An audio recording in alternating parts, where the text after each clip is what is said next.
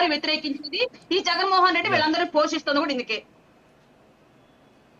Okay okay Karnataka Anjaneya Reddy గారు చెప్పండి, ఏమంటారు ఓవరాల్గా అయితే? రాజు గారు, సురేష్ మాట్లాడుతూ మతాల ప్రస్తావన ఎందుకు, కులాల ప్రస్తావన ఎందుకు, ఆయన కులాల గురించి మాట్లాడలేదు. ఆయన హిందూ ధర్మము సనాతని కాబట్టి ఆ విషయం మాట్లాడుతూ ఎక్కడ ఏ మతానికి అన్యాయం జరిగినా అని ఆయన స్పందిస్తూ ఉంటారు. అది మనందరూ కూడా తెలిసింది. ఈరోజు మనం ప్యానల్లో ఉండేవాళ్ళము, సురేష్ బొట్టు పెట్టుకొని ఎంత పద్ధతిగా ఉన్నాడో చూడండి. నేను కూడా బొట్టు లేదు సార్, అఫ్ కోర్స్ అరుణమ్మ బొట్టు పెట్టుకున్నది అనుకోండి, కానీ నిజమైన బొట్టు పెట్టుకున్న సనాతనిగా కనిపిస్తున్నాడు సురేష్. నేను సురేష్ను ఒకే ప్రశ్న అడగదలుచుకున్నాను. తమిళనాడులో సనాతన ధర్మం మీద, సనాతనం అనేది డెంగ్యూ, క్షయ, మలేరియాని ఉదయనిధి స్టాలిన్ చేసిన వ్యాఖ్యలప్పుడు వైసీపీ ఎక్కడికి పోయిందండి? ఆ రోజు స్పందించింది ఎవరు? పవన్ కళ్యాణ్ గారు పెద్ద ఎత్తున స్పందించారు. సనాతన బోర్డు కావాలని కోరుకున్నారు. సనాతన ధర్మాన్ని అవమానిస్తున్నప్పుడు ఆయన చాలా తీవ్రంగా మాట్లాడారు. వైసీపీ వాళ్ళు ఎప్పుడన్నా సురేష్ లాంటి చాలా పద్ధతిగా మనకి లైవ్ లో వస్తున్నారు, బొట్టబెట్టికి ఎంత దైవభక్తి ఉంది, ఎంత గొప్ప సనాతనగా ఆయన కనిపిస్తున్నాడు, ఏ రోజైనా ప్రశ్నించారా? కానీ ఈ రోజు పవన్ కళ్యాణ్ గారు ఆయన హిందూ ధర్మాన్ని, సనాతన ధర్మాన్ని గురించి మాట్లాడితే మీరు ఎందుకు మాట్లాడతారు? ఆ మీటింగ్ లో ఉదయనిధి స్టాలిన్ మాట్లాడిన సందర్భం ఏమిటి? ఆయన ఏ మీటింగ్ లో, ఆయన ప్రభుత్వ కార్యక్రమాల్లో మాట్లాడలేదు. ఆయన కూడా ఒక కన్వెన్షన్ లో మాట్లాడారు. కాబట్టి అప్పుడు ఏమిటి? ఇప్పుడు రెండవది నేనేమంటున్నా అంటే, ఎవరి మతాన్ని, అరుణమ్మ చెప్పినట్టుగా మా మతాన్ని మేము పూజిస్తాము, మా దేవుడిని మేము పూజిస్తాము, ఇతర మతాలని గౌరవిస్తాము. ఇది భారతదేశంలో ఉండే సంప్రదాయం, భారతదేశంలో ఉండే గొప్పతనం, భారతదేశంలో ఉండే సంస్కృతి.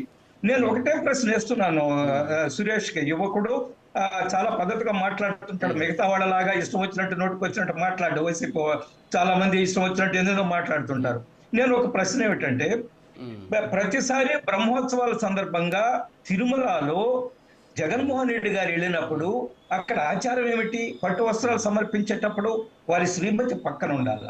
రాజశేఖర రెడ్డి గారి సమయంలో కానీ, జగన్మోహన్ రెడ్డి గారి సమయంలో కానీ ఎప్పుడన్నా ఆచారాన్ని పాటించారు? ఒక్క నిమిషం, ఆచారాన్ని పాటించారా? లేదు. అప్పుడు ఎందుకు సురేష్ ప్రశ్నించలేదు?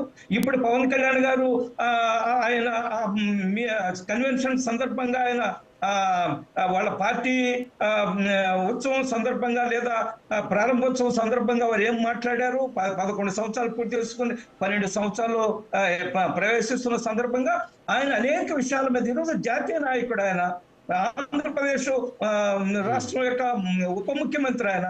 కాబట్టి ఆయన అభిప్రాయాలు ఆయన వ్యక్తం చేస్తే ఎవరినైనా దూషించాడా? ఏ మతాన్ని అయినా దూషించాడా? లేదా ఇంకేదన్నా మాట్లాడారా? ఆయన అసభ్యంగా మాట్లాడారా? ఆయన ఒక హిందువుగా, సనాతన హిందువుగా కొన్ని వ్యాఖ్యలు చేశారు. దాన్ని మందరం కూడా ఆహ్వానించాలా? భారతదేశం మొత్తం కూడా ఈరోజు మొట్టమొదటి ఏం చేసింది ఎవరు? సనాతన బోర్డు కావాలని పవన్ కళ్యాణ్ గారు. కాబట్టి మనం ద్వంద్వ ప్రమాణాలు పాటించడానికి లేదు, మనం డబుల్ స్టాండర్డ్స్ గా మాట్లాడడానికి లేదు. మనం నిజాన్ని నిజంగా ఒప్పుకోవాలా? ఆయన ఆ మీటింగ్ లో మాట్లాడే హక్కు ఆయనకి. ఏ రాజకీయ పార్టీ అయినా వాళ్ళ కన్వెన్షన్స్ అప్పుడు, లేదా వాళ్ళ కార్యక్రమాలప్పుడు, వాళ్ళ తీర్మానాలప్పుడు వాళ్ళ రాజకీయ పార్టీలు వాళ్ళ అభిప్రాయాల్ని, అధినేత అభిప్రాయాల్ని ప్రజలతో పంచుకునే హక్కు ఉంది. దాన్ని మనం ఎవరూ ప్రశ్నించలేదు. సమాజంలో ఏమన్నా రెచ్చగొట్టారా? ఒకటి. రెండోది, పవన్ కళ్యాణ్ గారి మీద ఆయన ఉత్తరాది వాళ్ళు వచ్చి ఈ దక్షిణాది రాష్ట్రాల మీద పెత్తనం చేస్తున్నారు. ఎస్, మనం అనేక సందర్భాల్లో మాట్లాడాం, మనకు అన్యాయం జరుగుతుంది, ఆంధ్రప్రదేశ్కి అన్యాయం జరుగుతుంది అని కూడా మాట్లాడుకున్న సందర్భాలు ఉన్నాయి.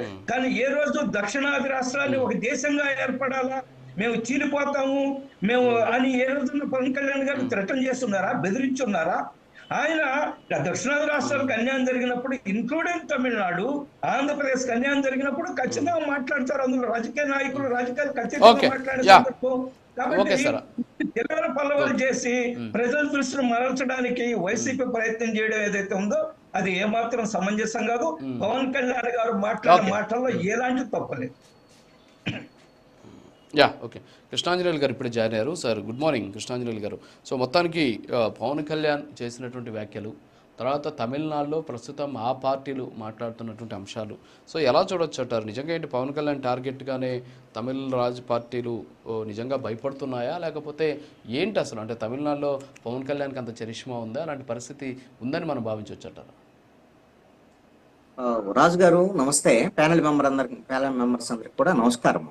పవన్ కళ్యాణ్ మొన్న జయకేతనం సభలో చాలా స్పష్టంగా జనసేన పార్టీకి సంబంధించినటువంటి భవిష్యత్ కార్యాచరణకు సంబంధించినటువంటి అంశాన్ని ఒక స్పష్టత ఇచ్చారు. వాళ్ళ రాజకీయ పరమైనటువంటి ప్రయాణం ఎలా ఉండబోతుంది అనేటువంటి అంటే వాళ్ళ ఉద్దేశం ఏంటి అని అంటే, మేము ఆంధ్రప్రదేశ్లో ఆల్రెడీ అధికారం దగ్గరికి వెళ్ళాము, డిప్యూటీ సీఎం వరకు. నెక్స్ట్ తెలంగాణకు సంబంధించిన